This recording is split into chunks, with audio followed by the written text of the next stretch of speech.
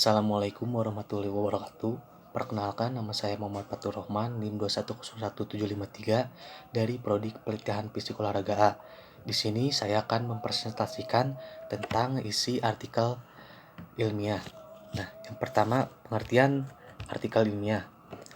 Artikel ilmiah ini adalah sebagai bagian dari karya ilmiah atau karya ilmu pengetahuan yang menyajikan fakta secara umum dan ditulis menurut metodologi penulisan yang baik dan benar. Nah, selanjutnya ada ciri-ciri artikel ilmiah. Ciri-ciri artikel ilmiah ini, yang pertama ada objek. Objek di sini artinya artikel ilmiah yang hanya dapat dikembangkan dari keadaan secara aktual memandang eksit maupun eksistensi. Fenomena yang menjadi fokus bahasannya berbeda antar bidang ilmu yang satunya dengan yang lain. Yang kedua ada rasional. Dan selanjutnya ada kritis, karyanya berfungsi sebagai wahana menyampaikan kritik timbal balik terhadap sesuatu yang dipersoalkan. Selanjutnya ada reserved. Reserved ini menahan diri hati dari tidak jujur, lugas, dan tidak menerapkan motif-motif kepentingan tertentu. Selanjutnya, artikel ilmiah ini memiliki gaya bahasa. Nah, gaya bahasa ini hanya fokus ke dalam satu ilmu saja dan tidak ada gaya bahasa yang santai dan sebagainya. Selanjutnya ada pengutipan sumber disertai dengan identitas dan sumber yang jelas. Nah, selanjutnya ada penjelasan mengenai tentang struktur artikel ilmiah. Struktur artikel ilmiah ini yang biasa dibuat bersumber dari hasil penelitian ataupun kajian sebuah permasalahan yang berdasarkan pada hasil sesuai repelan.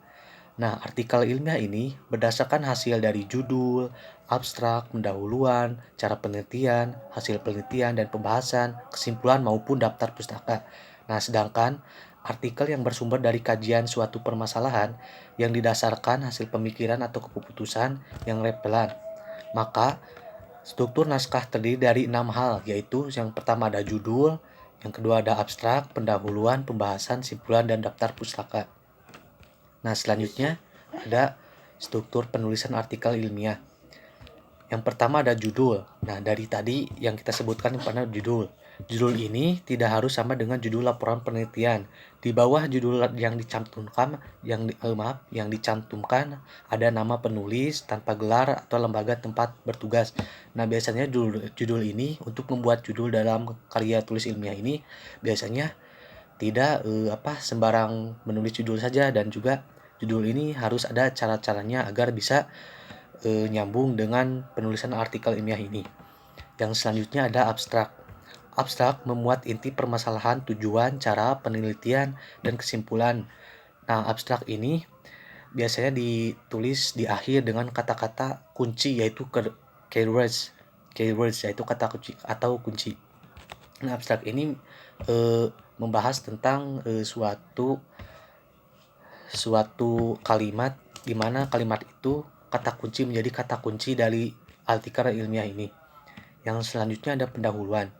Nah, pendahuluan berisi latar belakang masalah, mengapa masalah itu diteliti, perumusan masalah, tinjauan pustaka, dan keterangan terkait dengan tulisan. Nah, rujukan ditunjukkan dengan menulis nama penulis dan tahun penerbit buku.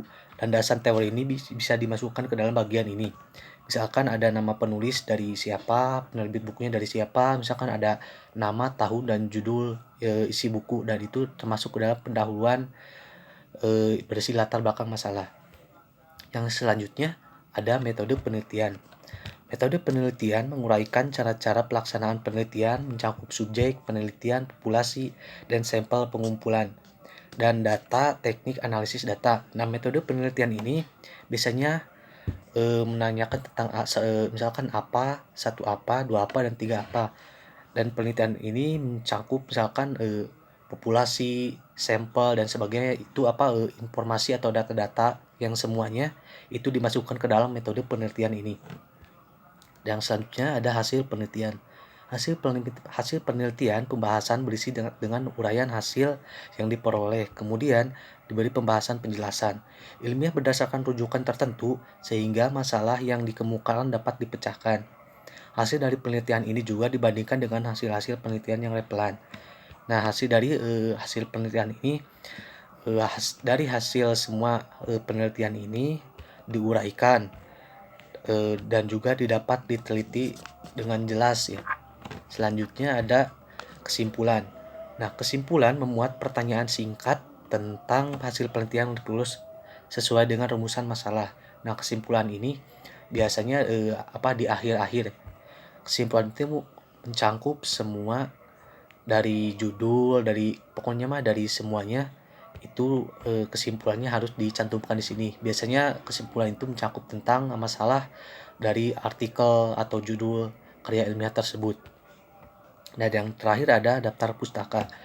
Daftar pustaka ini hanya memuat yang dipakai dalam penyusunan artikel ilmiah saja. Tidak perlu sama dengan daftar pustaka yang terdapat laporan hasil penelitian.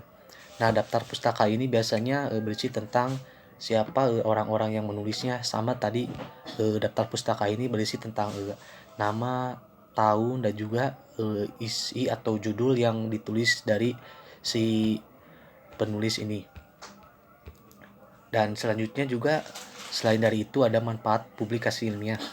Setelah selesai membuat karya ilmiah, selanjutnya adalah mempublikasikan artikel ilmiah tersebut. Nah, mempublikasikan artikel karya tulis ilmiah ini banyak sekali manfaatnya, dari mulai misalkan orang lain atau apa kan mencari sebuah artikel, nah kita itu udah buat, nah kita itu simpan misalkan di online atau di Google semuanya. Nah, itu bisa bermanfaat. Manfaatnya itu salah satunya berkontribusi dalam pengembangan ilmu pengetahuan, bisa jadi alat modus atau mendekati dosen, dan ini manfaatnya banyak ya. Dan ini dipublikasikan karya ilmiah ini sangat bermanfaat gitu bagi orang lain.